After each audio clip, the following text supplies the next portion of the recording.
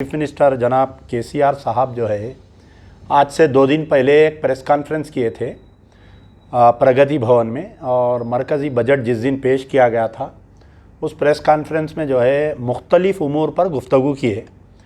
तो सबसे पहले तो जो तेलंगाना के साथ बजट में नाइंसाफ़ी की गई उसके ऊपर गुफ्तगू करे। फिर साथ में जो है बीजेपी के मुखालिफत में, नरेंद्र मोदी के मुखालिफत में कई बातें कहें। फेडरल फ्रंट के क़याम की बात करें कि non BJP non Congress parties को लेकर ये जो है एक फेडरल फ्रंट बनाएंगे ये बोले। और एक जो है कॉन्स्टिट्यूशन में तरमीम की बात की है। आखिर में जो है असदुद्दीन ओवैसी की तायीद में बात करें कि तेलंगाना को यानी फ़ख्र होना चाहिए असदुद्दीन ओवैसी के ऊपर बोलकर।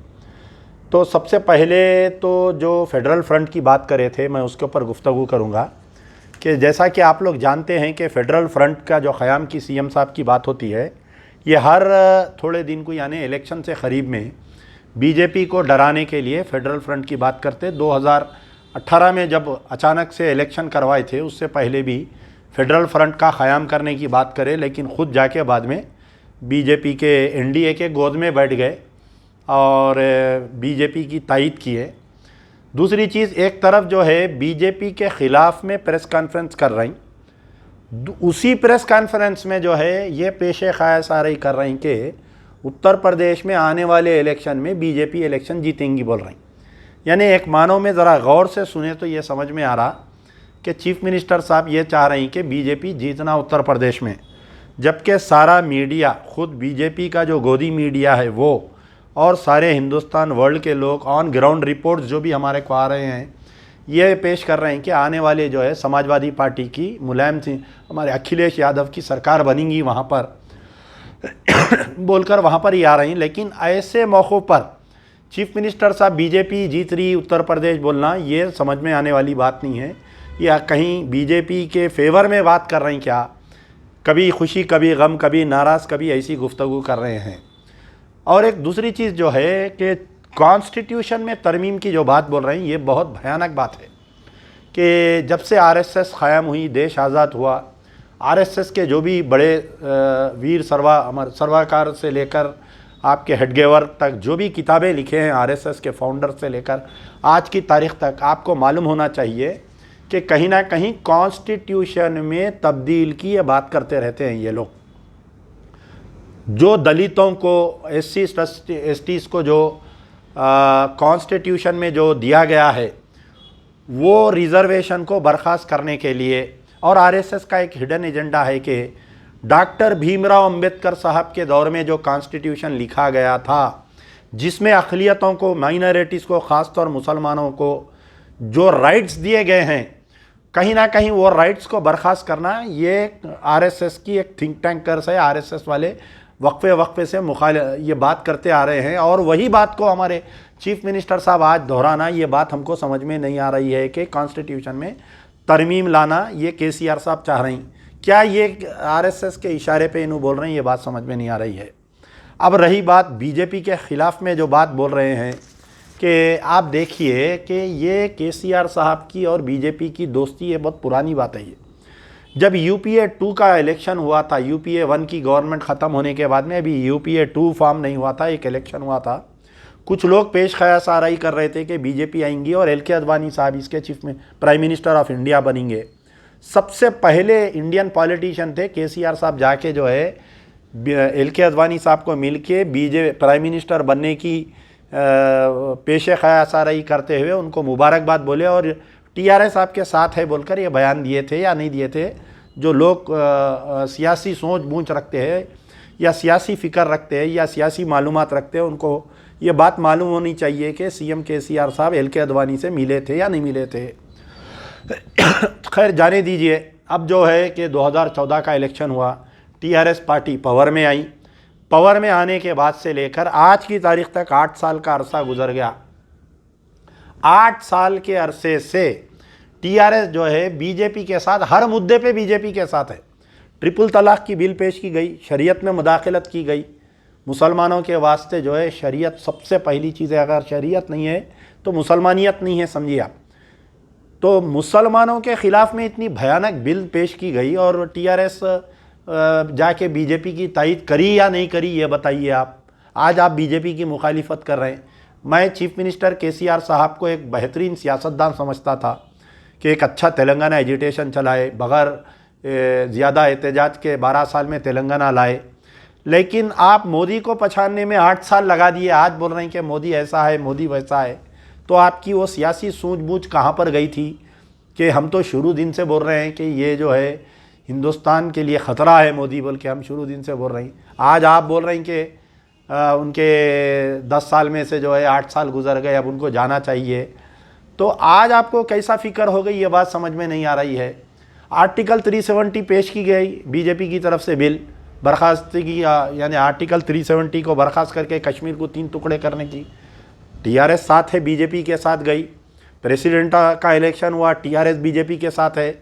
वाइस प्रेसिडेंट का इलेक्शन हुआ, टीआरएस बीजेपी के साथ है।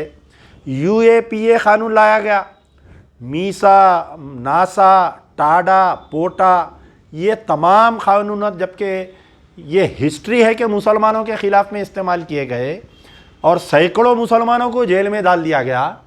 वैसे कानून जब पेश किया गया तो टीआरएस बीजेपी के साथ है। नोटबंदी हुई, मोदी साहब बोले अगर नोटबंदी हम लाएंगे तो आतंकवाद ख़त्म हो जाएगा हिंदुस्तान से। नोटबंदी आई, नोटबंदी चले गई, आतंकवाद आज भी है हिंदुस्तान में। सैकड़ों फौजियों को हमारे कश्मीर के बॉर्डर पे, सैकड़ों सीआरपीएफ वालों को मार दिया जा रहा है आतंकवाद से। तो क्या बताइए टीआरएस तायद करी थी नहीं करी थी? हिंदुस्तान के पहले चीफ मिनिस्टर थे केसीआर साहब, जो है नोटबंदी की तायद करे थे। ये हकीकत है या नहीं है, ये बताइए आप। तो ये आज अचानक मुखालिफत करना, हमको ये समझ में आ रहा है, आए दिन जो तेलुगु मीडिया में आ रहा है कि मार्च अप्रैल से जो है बीजेपी या सेंट्रल गवर्नमेंट केसीआर और उनकी फैमिली के ताल्लुक़ से बड़े पैमाने पर जो है ईडी, इनकम टैक्स, सीबीआई के रेडा होने वाले हैं तेलंगाना में। ये जो 8 साल के इख्तिदार में जो करप्शन किया गया है इनकी और इनके फैमिली मेम्बर्स की तरफ से, उसके ख़िलाफ़ में जो है तहक़ीक़ात होने वाली है। तो वो तहक़ीक़ात को रोकने के लिए क्या बीजेपी की मुखालिफत कर रही? वो तहक़ीक़ात को रोकने के लिए, आरएसएस को खुश करने के लिए कॉन्स्टिट्यूशन में तरमीम की बात कर रही। ये बात वाज़े करना चाहिए। और दूसरी चीज़ ये है कि आखिर में जो असदुद्दीन ओवैसी की तारीफ़ करे, बोले कि भाई तेलंगाना के एक लीडर है असदुद्दीन ओवैसी, तेलंगाना उनको फ़ख्र करना चाहिए। यकीनन केसीआर साहब को फ़ख्र करना चाहिए असदुद्दीन ओवैसी के ऊपर। हमको तो नहीं, हम नहीं करते कभी भी, क्योंकि हमको मालूम है वो क्या है तो किस्सा। अब आप देखिए असदुद्दीन ओवैसी पूरे तेलंगाना एजिटेशन में 12 साल में कांग्रेस की government, Rajasekhar Reddy chief minister और केवीपी रामचंद्र राव के इशारे पर जो है तेलंगाना की मुखालिफत की है। उलमा मशाइखीन की एक टीम लेके जाके सोनिया गांधी के सामने मुखालिफत करे। जो तेलंगाना 5 साल पहले हमको मिलने वाला था वो इनकी मुखालिफत की तरफ से 5 साल लेट मिला हमारे को। आप इख्तिदार पर आए, दोनों फिर मिल लिए एक दूसरे को। टीआरएस पार्टी इख्तिदार पे आने के कुछ दिन के बाद में जो है किशनबाग में राइट्स हुआ। वहाँ पर किशनबाग के राइट्स में 4 मुसलमानों को मार दिए, अंधाधुंध पुलिस फायरिंग करे। मामूली सी एक कोई सिखों का झंडा जलाने के इशू पर फिसाद हुआ, मुसलमानों का घरों को जला दिए, पुलिस फायरिंग में मुसलमान मर गए, सैकड़ों मुसलमान बच्चे। असदुद्दीन ओवैसी के मुंह में आज तक ज़बान नहीं है। 8 साल हो गया, क्या वो जो पुलिस फायरिंग की रिपोर्ट आई, क्या बताइए? क्या वो बच्चों को जिनको केसेस में दाखिल करे, क्या वो आया, क्या बताइए आप? तो असदुद्दीन ओवैसी की अब सीएम साहब तारीफ़ नहीं करेंगे तो क्या करेंगे बताइए? उसके बाद में आलेर एनकाउंटर में हिंदुस्तान में कहीं भी ऐसा नहीं हुआ 75 साल आज़ादी में हमारी, कि हिंदुस्तान में कहीं भी ऐसा नहीं हुआ कि जुडिशल कस्टडी में कोई मुसलमानों को एनकाउंटर किया गया। लेकिन वो तेलंगाना में हुआ। टीआरएस की गवर्नमेंट, सीएम केसीआर साहब की पुलिस जाके जो है आलेर में मुसलमानों को जुडिशल कस्टडी में फेक एनकाउंटर में मार दिए। एनएचआरसी की रिपोर्ट आई, ना बच्चों के जनाजे में गए असदुद्दीन ओवैसी, ना कभी पार्लियामेंट में आवाज़ उठाए। बज़ाहिर तौर पर 0 ओवर में उनके भाई कभी आवाज़ उठाते आलेर एनकाउंटर के, मुसलमानों को अब तक हक़ नहीं मिला बोल के। तो अब बताइए आलेर एनकाउंटर के ऊपर जो खामोशी है असदुद्दीन ओवैसी की, तो वो खामोशी पे सीएम केसीआर साहब को फ़ख्र करना चाहिए या नहीं करना चाहिए बताइए आप? आज की तारीख तक एनएचआरसी की रिपोर्ट आ गई कि एनकाउंटर वाज फेक, वो मुसलमानों के तनख्वाहों में से पैसे काट के कंपनसेशन दियो आले एनकाउंटर के विक्टिम फैमिलीज़ को। आए एक मरतबा असदुद्दीन ओवैसी जाके सीएम से मिल के ये नहीं बोले कि एनएचआरसी की रिपोर्ट को इम्प्लीमेंट करो बोल के नहीं बोले। एक मरतबा जाके माइनॉरिटी कमीशन की रिपोर्ट को इम्प्लीमेंट करो बोल के नहीं बोले असदुद्दीन ओवैसी साहब जाके। तो ऐसे खामोश मुस्लिम लीडरशिप पे जो है कि सीएम केसीआर साहब को फ़ख्र करना चाहिए या नहीं करना चाहिए बताइए। मुस्तफ़ाउद्दीन बोल के एक आर्मी गैरिसान में एक मुसलमान बच्चे के साथ बदफेली करके फ़ौजियाँ जो है 2 फ़ौजी ज़िंदा जला दिए, उसका डाइंग डिक्लेरेशन है। आज की तारीख तक वो फ़ौजियों को गिरफ़्तार नहीं करे, उनको सज़ा नहीं मिली, मुस्तफ़ाउद्दीन के साथ इंसाफ नहीं मिला, असदुद्दीन ओवैसी खामोश है। तो क्या सीएम साहब को अब फ़ख्र करना चाहिए या नहीं करना चाहिए बताइए। टीआरएस का एक इलेक्शन मैनिफेस्टो था कि 12% हम रिजर्वेशन देंगे बोल के।